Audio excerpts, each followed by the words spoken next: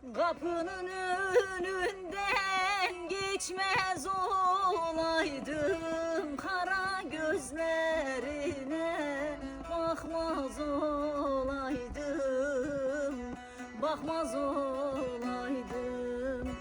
Yar sana gönlümü vermez olaydım, alamadım seni, dert oldu bana.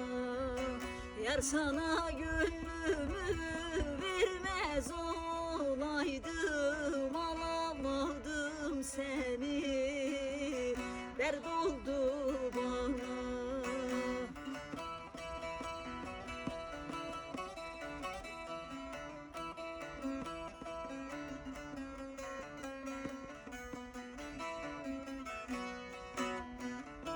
Ana kurban bu dert beni öldürür, yarın güzelliği başım döndürür,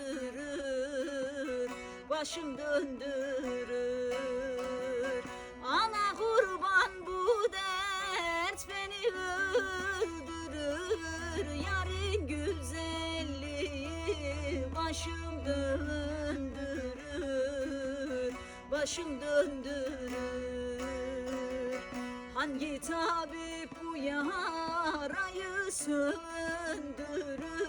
alamadım seni, dert oldu bana. Hangi doktor bu yarayı söndürür, alamadım seni, dert oldu